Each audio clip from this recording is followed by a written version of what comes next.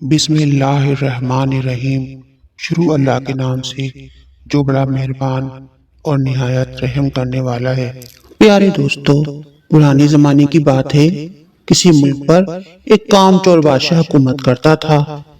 بادشاہ کی کام چوری اور نکمے پن کی وجہ سے محل میں رہنے والے ملکہ، باورچی، کنیزیں اور سپاہی سب ہی عاجز آ چکے تھے۔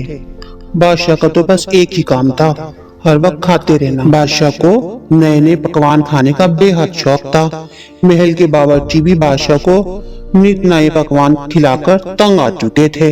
وقت کے ساتھ ساتھ بادشاہ کی کام چوری اور نکما پن بڑھتا ہی جا رہا تھا۔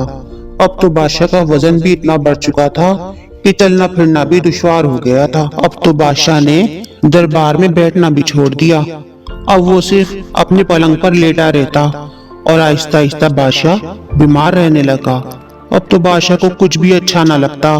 بادشاہ نے کھانا پینا بھی چھوڑ دیا۔ بادشاہ کام چور نکما تو پہلے ہی تھا، اب تو بیماری میں بالکل ہی بڈھال ہو گیا اور پلنگ سے لگ گیا۔ ملکہ عالیہ نے بادشاہ کے علاج کے لیے دور دراز علاقوں سے حکیم بلوائے، لیکن کوئی بھی بادشاہ کا علاج نہ کر سکا۔ اب تو ملکہ بھی تھک چکی تھی۔ پھر ایک دن ملکہ نے پورے ملک میں اعلان کروایا کہ جو بھی حکیم بادشاہ سلامت کا علاج کرے گا، بادشاہ کے صحت مند ہونے پر اس حکیم کو بیش قیمت انعامات سے نوازا جائے گا۔ اعلان ہونے کے بعد دور دراز ملکوں سے بھی حکیم چلے آئے، لیکن کوئی بھی بادشاہ کو ٹھیک نہ کر سکا۔ ملکہ عالیہ کے شاہی اعلان کی خبر اسی ملک میں رہنے والے ایک چھوٹے سے گاؤں میں حکیم سلیمان کو ملی۔ حکیم سلیمان نے سوچا کہ مجھے بھی ضرور جانا چاہیے، کیا پتا میں کامیاب ہو جاؤں۔ اور پھر حکیم سلیمان نے اپنا رخت سفر باندھا اور محل میں پہنچ گئے۔ سپاہیوں نے ملکہ عالیہ کو حکیم سلیمان کے آنے کی خبر دی۔ جب حکیم سلیمان ملکہ عالیہ کے دربار میں پہنچے تو انہوں نے بادشاہ سلامت کے علاج کے لیے اجازت طلب کری۔ ملکہ عالیہ نے کہا کہ دیکھ لیں حکیم صاحب، آپ سے بھی پہلے کئی حکیم آئے اور کسی کو بھی کامیابی نہ ملی۔ تو حکیم سلیمان نے کہا، ملکہ عالیہ اس ناچیز کو بھی ایک موقع دیں، انشاءاللہ آپ کو مایوسی نہیں ہوگی۔ پھر حکیم صاحب نے بادشاہ سلامت سے ملاقات کی۔ حکیم صاحب دانش مند اور عقل مند تھے، ایک ہی نظر میں بادشاہ سلامت کی بیماری کو بھانپ گئے اور پھر ملکہ عالیہ کے دربار میں پہنچے۔ حکیم سلیمان نے ملکہ عالیہ سے کہا، ملکہ عالیہ میں بادشاہ سلامت کا علاج کرنے کے لیے تیار ہوں، لیکن آپ کو میری کچھ باتوں پر سختی سے عمل کرنا ہوگا۔ اگر آپ کو منظور ہے تو میں علاج کرنے کے لیے تیار ہوں۔ ملکہ عالیہ نے کہا، ہمیں آپ کی ہر بات منظور ہے، بس آپ بادشاہ سلامت کو ٹھیک کر دیں۔ ملکہ عالیہ، میری پہلی شرط تو یہی ہے کہ میرے علاج کے درمیان کوئی نہیں بولے گا اور نہ کوئی سوال کرے گا۔ پھر اگلے ہی دن سے حکیم سلیمان نے بادشاہ کے علاج کے لیے تیاری شروع کر دی اور وزیر کو حکم دیا کہ محل سے دور ایک کمرہ تیار کیا جائے۔ ملکہ عالیہ نے راج مستریوں کو بلوا کر کمرے کی تیاری شروع کروا دی۔ چند ہی دنوں میں کمرہ تیار ہو گیا۔ پھر حکیم صاحب نے علاج کی تیاری شروع کر دی۔ گاؤں اور محل میں رہنے والے سبھی پریشان تھے کہ یہ کیسا علاج ہے، لیکن کسی کی ہمت نہ تھی کہ حکیم صاحب کے علاج کے درمیان میں کچھ بول سکیں۔ جب کمرہ تیار ہو گیا تو حکیم سلیمان نے کئی دن اس کمرے میں خوب اچھی طرح آگ لگا کر فرش کو تیز گرم کر دیا، اور جب مطمئن ہو گئے کہ فرش اتنا گرم ہو چکا ہے کہ اس پر ایک قدم رکھنا بھی دشوار ہے، حکیم صاحب نے اگلے دن وزیر سے کہا کہ بادشاہ سلامت کو کمرے کے اندر پہنچا دیا جائے۔ بادشاہ وزیر اور سپاہیوں کے ساتھ کمرے کے قریب پہنچا تو حکیم صاحب نے وزیر اور سپاہیوں کو واپس جانے کا اشارہ کر دیا۔ وزیر اور سپاہیوں کے واپس جاتے ہی حکیم نے اور بادشاہ کو لے کر کمرے میں داخل ہوا۔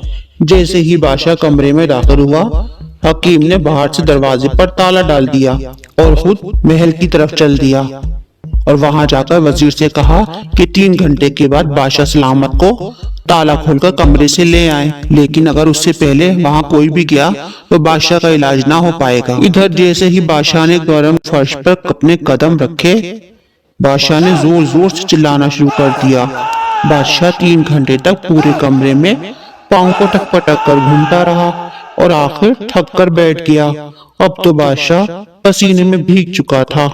3 گھنٹے کے بعد جب وزیر اور سپاہی تالا کھول کر اندر داخل ہوئے تو بادشاہ کی حالت دیکھ کر حیران رہ گئے، کیونکہ بادشاہ سلامت تو پسینے میں بھیگ چکے تھے اور ان کا بہت برا حال تھا۔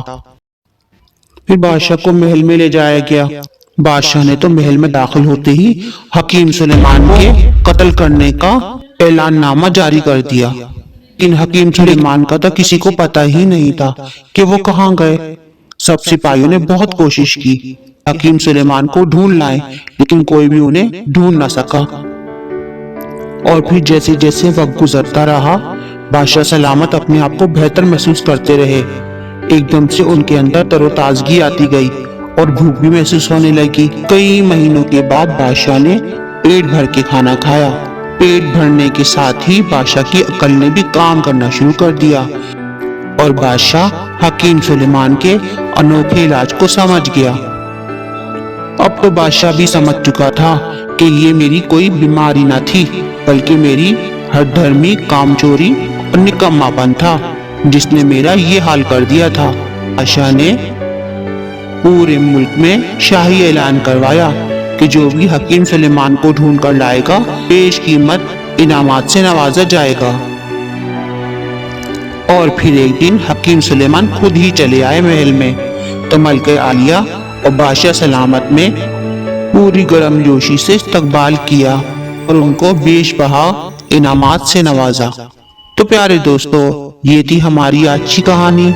امید ہے آپ کو ہماری آج کی کہانی پسند آئی ہوگی، اور اگر ہماری کہانی پسند آئی ہے تو ویڈیو کو لائک، شیئر، چینل کو سبسکرائب تو لازمی کرنا۔ ملتے ہیں اگلی کہانی کے ساتھ، جب تک کے لیے اللہ حافظ۔